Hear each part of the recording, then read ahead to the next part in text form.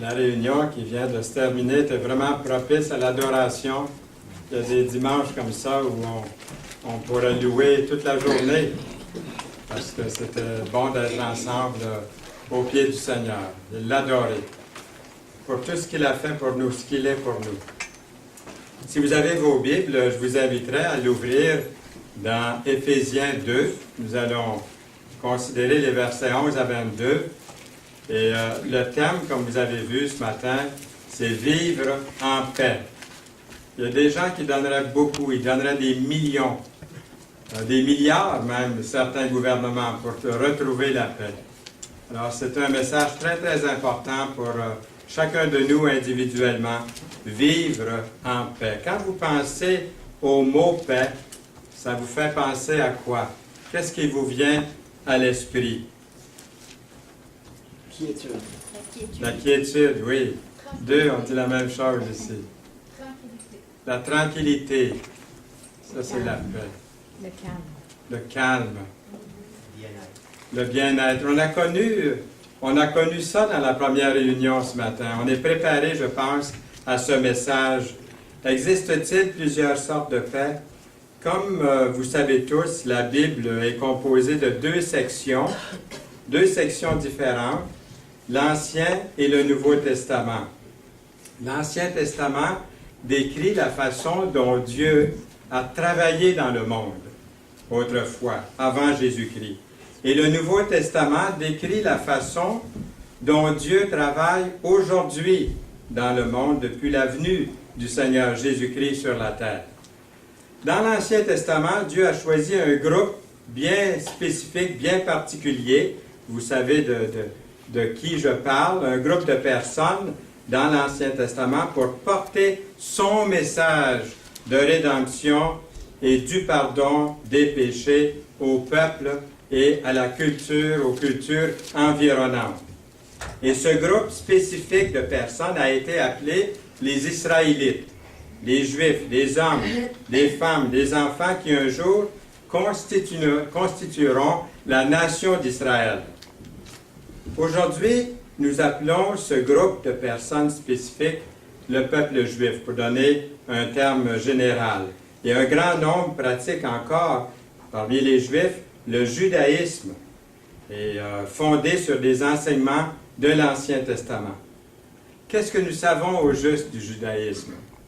Avez-vous déjà eu, dans le passé, un ami ou des amis, un parent, un enseignant qui était juif?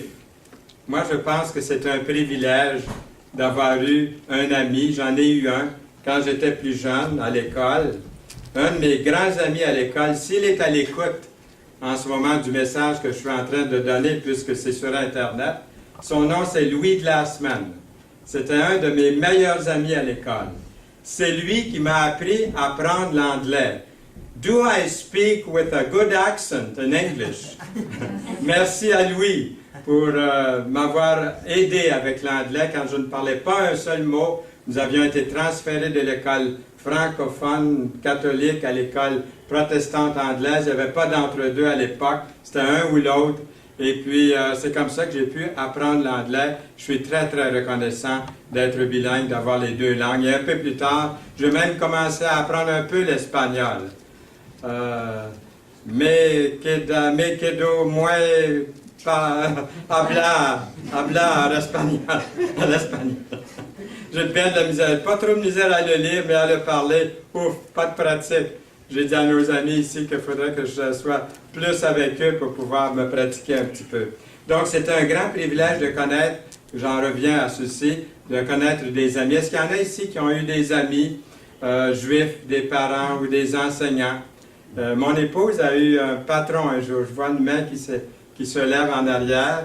Oui, ici aussi, la même chose. Oui, encore. Donc, c'est quelque chose parce que ils peuvent nous apprendre tellement de choses, nous qui connaissons la parole de Dieu, la Bible et le Seigneur Jésus-Christ.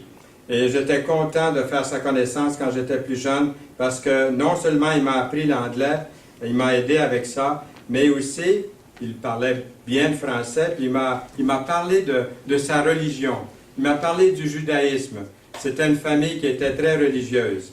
Et j'ai pu lui témoigner aussi du Seigneur Jésus-Christ, de ma nouvelle vie. J'avais 11-12 ans à l'époque. Mais j'ai rencontré aussi une autre personne juive, un chrétien cette fois-ci, du nom de Martin Wolf. Et lui aussi, il parle français, il est en Californie à quelque part. S'il entend ma voix par ce message, je le salue. Je te salue, mon cher Martin, pour l'aide que tu nous as apportée au pavillon Sermon de la Science en 1967 à Terre des Hommes.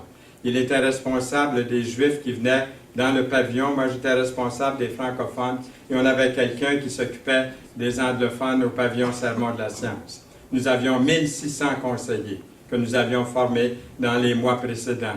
Je voyageais de Windsor en Ontario jusqu'à Halifax pour former des francophones pour le pavillon Sermon de la Science. Ce sont des belles époques que le Seigneur nous a données. Il y a eu des réveils ici au Québec, des fois on n'en a pas eu trop connaissance. Mais j'étais tellement content de rencontrer Martin Wolf. Le 6 juin 1967, on s'en allait au pavillon Sermon de la Science sur l'île Notre-Dame. On traversait un petit pont et puis la guerre des 6 jours venait de commencer. J'ai dit, Martin, la guerre est commencée en Israël avec les Arabes, avec l'Égypte, avec 13 pays arabes autour. Qu'est-ce que tu en penses? Il a souri, je me rappelle encore, on marchait ensemble, on traversait le pont. Il a souri et dit, le Seigneur est avec les Juifs, on va gagner. Et puis vous connaissez la suite, hein? Après 6 jours, on avait complètement anéanti la force aérienne, et puis c'était une guerre, une grande, grande victoire. C'est un peu long, mais j'aimerais quand même qu'on puisse regarder des versets bibliques suite à ce que je viens de vous dire concernant mes amis qui étaient juifs. Ces versets que nous retrouvons dans le chapitre 2, à partir du verset 11, et on va les lire. C'est le contexte que nous allons avoir du message de ce matin. C'est pourquoi, à partir du verset 11 du chapitre 2 d'Éphésiens, c'est pourquoi vous, autrefois, païens dans la chair, appelés incirconcis par ceux qu'on appelle circoncis, et qui le sont en la chair par la main de l'homme, souvenez-vous que vous étiez en ce temps-là sans Christ.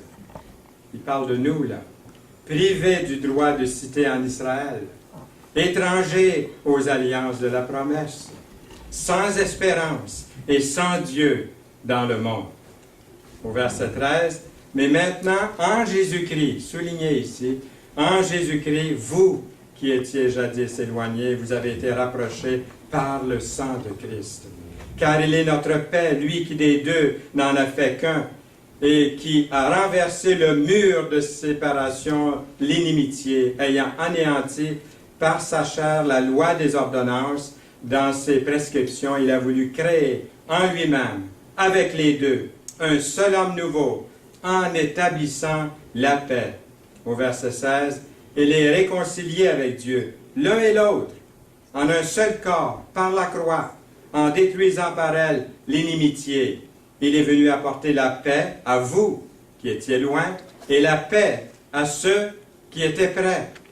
Au verset 18, car par lui, les uns et les autres, nous avons accès auprès du Père dans un même esprit. Ainsi donc, vous n'êtes plus des étrangers ni des gens du dehors, mais vous êtes concitoyens des saints, gens de la maison de Dieu. Au verset 20, vous avez été édifiés sur le fondement des apôtres et des prophètes. Lorsqu'on a préparé, lorsque j'ai revisé le message, Yolande était assise à côté de moi parce que je revise avec elle pour pouvoir mettre ça sur l'écran au cas où il y aurait des erreurs, donc elle me corrige. Mais lorsqu'on est arrivé à ce verset, vous avez été édifiés sur le fondement des apôtres et des prophètes, Jésus-Christ lui-même étant la pierre angulaire. Elle a dit, quel beau verset! Qui est la pierre? Est-ce que c'est Pierre? Est-ce que c'est Paul? Est-ce que c'est vous? C'est moi? C'est Jésus-Christ la pierre. Il est la pierre angulaire. En lui, tout l'édifice bien coordonné s'élève pour être un temple saint dans le Seigneur. En lui, vous êtes aussi édifiés pour être une habitation de Dieu en esprit. Ça fait du bien de lire ces passages-là. Et pour symboliser comme faisant partie de la religion juive, les jeunes garçons, comme vous savez, seraient circoncis comme un rappel physique de leur appartenance à cette religion. L'Épître aux Éphésiens nous laisse entrevoir qu'il fut un temps où les circoncis, ou le peuple juif, ont cru qu'ils étaient les seuls à avoir le seul vrai Dieu, tandis que les non-circoncis, ou païens, ou gentils, comme on les appelle, tout le monde qui n'était pas juif, ont été séparés de Dieu, croyait-il. Et le peuple juif a adoré Dieu dans le temple. Et il a religieusement suivi les lois de Dieu afin d'être rendu juste. Ils étaient fiers même du fait que seuls ils avaient un accès privilégié devant Dieu. Les gentils ou païens étaient vus par les Juifs comme n'ayant pas accès à Dieu, sans espoir, sans espérance de salut. Et donc les Juifs devenaient hostiles à l'égard des païens. Les Juifs ont dit connaître le seul chemin vers l'unique vrai Dieu, mais n'ont pas permis à personne d'autre d'entrer dans leur cercle. Bonne nouvelle, le Seigneur Jésus-Christ est venu mettre fin à cette hostilité. Jésus a accompli ce que le peuple d'Israël avait échoué de faire. Jésus a offert une relation avec Dieu pour toutes les nations du monde. Jésus a proclamé à tous que Dieu pouvait être connu, que Dieu pouvait être adoré librement par tous, sans exception. C'est pas merveilleux, ça? Il a suffi de croire en Jésus, en notre Seigneur Jésus-Christ, comme Fils de Dieu. Et là, on devient un. Les nations du monde peuvent être un en lui, par la croix. Jésus-Christ est venu sur la terre dans un parfait timing. Excusez le mot anglais, mais je pense que c'est le meilleur que je peux trouver. Le parfait timing de Dieu. Quand il est venu, il n'est pas venu seulement pour apporter le salut au peuple juif, mais il a mis ce salut à la portée du monde entier. À tous ceux et celles qui croiraient en son nom. Avez-vous cru en lui? Est-ce qu'il est votre Seigneur, votre Sauveur? N'êtes-vous pas privilégié ce matin? Et vous ne vous glorifiez pas, je ne me glorifie pas, mais je donne toute la gloire au Seigneur Jésus-Christ. Ce salut n'est pas seulement pour un groupe de personnes en particulier, privilégiés, mais il est pour tous les peuples de la terre, de tous les temps, partout dans le monde. Alors, pendant quelques instants, nous allons examiner ça de plus près. Premièrement, j'aimerais qu'on voit ensemble le mot « loin ». Le mot « loin » ou « éloigné » par opposition au mot « près ». Loin par opposition à près. Loin, c'est-à-dire étranger, selon ce que dit Éphésiens 2,12, étranger aux alliances de la promesse. Loin dans ce sens-là. Les non-juifs ou les païens ou les gentils, comme on les appelait, n'espéraient pas un Messie, n'espéraient pas un sauveur. Ils n'attendaient pas un sauveur, un Messie. Ils ont été séparés de la foi de Dieu à ce moment-là. Dans le premier livre de l'Ancien Testament, Dieu fait une alliance avec le peuple juif. Dieu a promis de les bénir. Et puis, de les bénir s'ils adorent ce Dieu, ce seul Dieu, s'ils adorent et servent Dieu. Mais attention, ils n'étaient pas supposés ou destinés à garder ce trésor-là, cette bonne nouvelle-là, pour eux seuls seulement. Leur mission était différente. Ils avaient reçu la responsabilité d'apporter le culte du vrai Dieu à toutes les nations, au monde entier. Si les Israélites ne partageaient pas cette alliance avec les païens, comment les non-juifs pouvaient-ils jouir du culte, de la communion avec Dieu? Comment pouvaient-ils savoir, entendre, apprendre, connaître le vrai Dieu? Dieu a fait une alliance avec le peuple d'Israël. Dans le premier livre de la Bible, Dieu dit « J'établirai mon alliance entre moi et toi, et tes descendants après toi, selon leur génération. Ce sera une alliance perpétuelle, en vertu de laquelle je serai ton Dieu et celui de ta postérité après toi, dans Genèse 17, verset 7. Maintenant, passons à l'autre mot. Nous venons d'examiner brièvement le mot loin ou éloigné. Maintenant, nous passons au mot près ou proche. Mais maintenant, en Jésus-Christ, vous qui étiez jadis éloignés, vous reconnaissez-vous ici là-dedans? Vous qui étiez éloignés, vous avez été rapprochés. Vous avez été rapprochés dans Éphésiens 2, 13. Quand le Seigneur Jésus-Christ est venu sur la terre et est mort sur la croix pour les péchés de l'humanité, le Seigneur Jésus-Christ a créé une nouvelle alliance qui est ouverte à tous ceux et celles qui croient en lui. En faites-vous partie. Ce n'est pas que l'ancienne alliance a eu tort et que c'est la raison pour laquelle Dieu a envoyé le Seigneur Jésus-Christ dans le monde, mais c'est plutôt le peuple d'Israël qui n'avait pas été fidèle à la mission de l'ancienne alliance.